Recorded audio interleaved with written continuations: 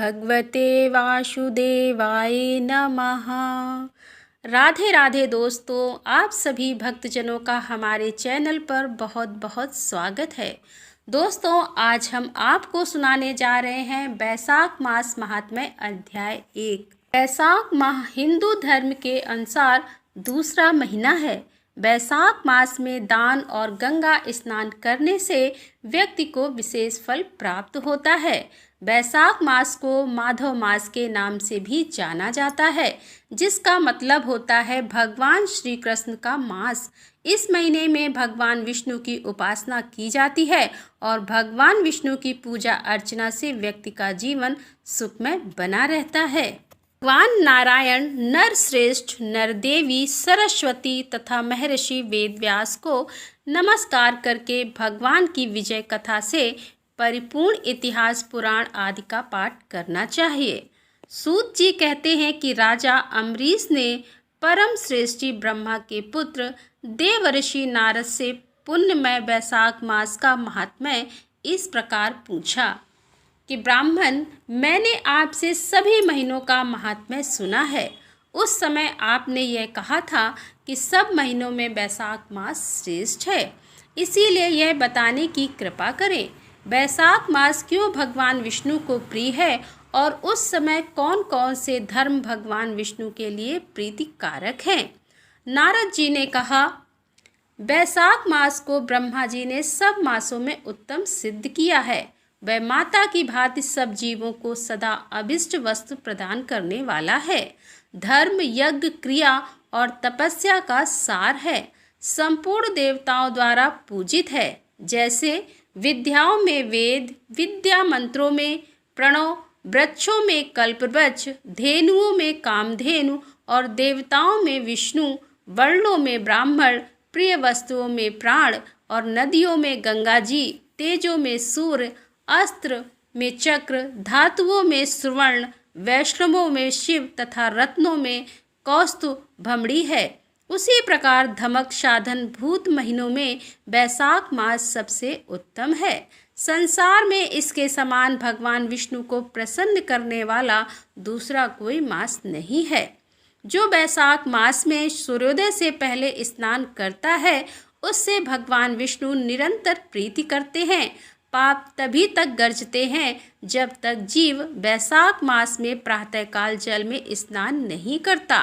राजन, वैशाख के महीने में सब तीर्थ आदि देवता बाहर के जल में भी सदैव स्थित रहते हैं। भगवान विष्णु की आज्ञा से मनुष्यों का कल्याण करने के लिए वे सूर्योदय से लेकर 6 दंड के भीतर तक मौजूद रहते हैं। वैशाख के समान कोई मास नहीं है।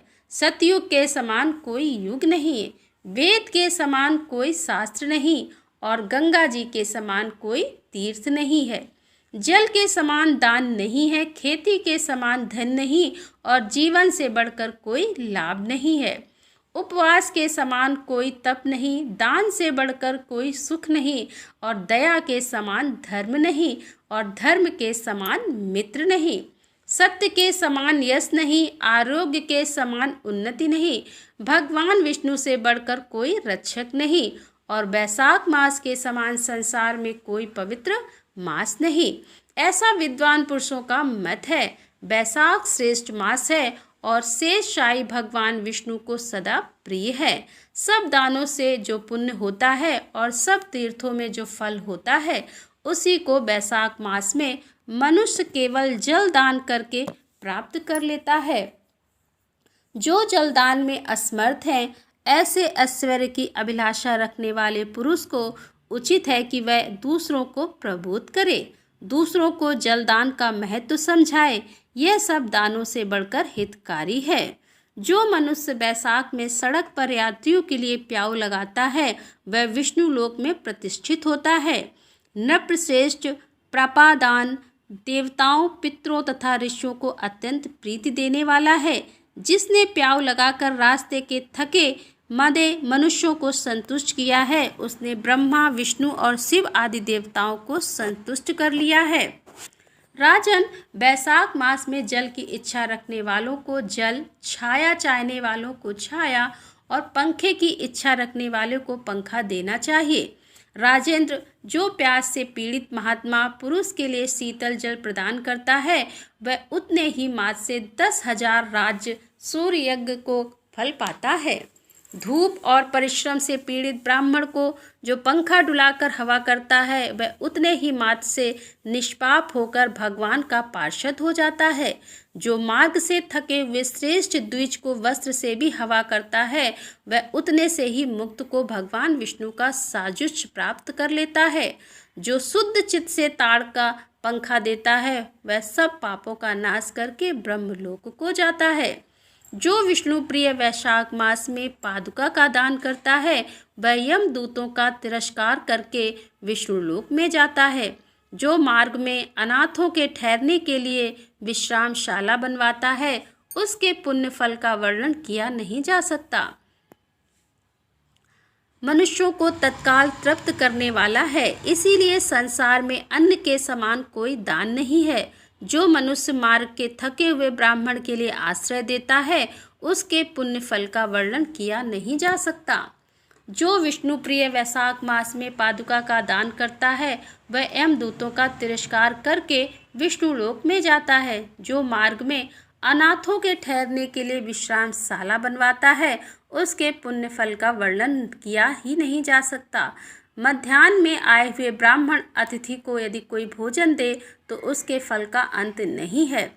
राजन, अन्नदान मनुष्यों को तत्काल तृप्त करने वाला है, इसीलिए संसार में अन्न के समान कोई दान नहीं है। जो मनुष्य मार्ग के थके हुए ब्राह्मण के लिए आश्रय देता है, उसके पुण्य फल का वर्णन किया नहीं जा सकता। भूपाल जो अन्नदाता है, वह माता पिता आदि का भी विस्मरण करा देता है, इसीलिए तीनों लोकों के स्वामी अन्नदाता की प्रशंसा करते हैं। माता और पिता केवल जन्म के हेतु पर जो अन्न देकर पालन करता है, मनीषी पुरुष इस लोक में उसी को पिता कहते हैं। तो दोस्तों, यहाँ पर पहला अध्याय विराम करते हैं। मिलते हैं अगले अध्याय में, तब तक के लिए राधे राधे।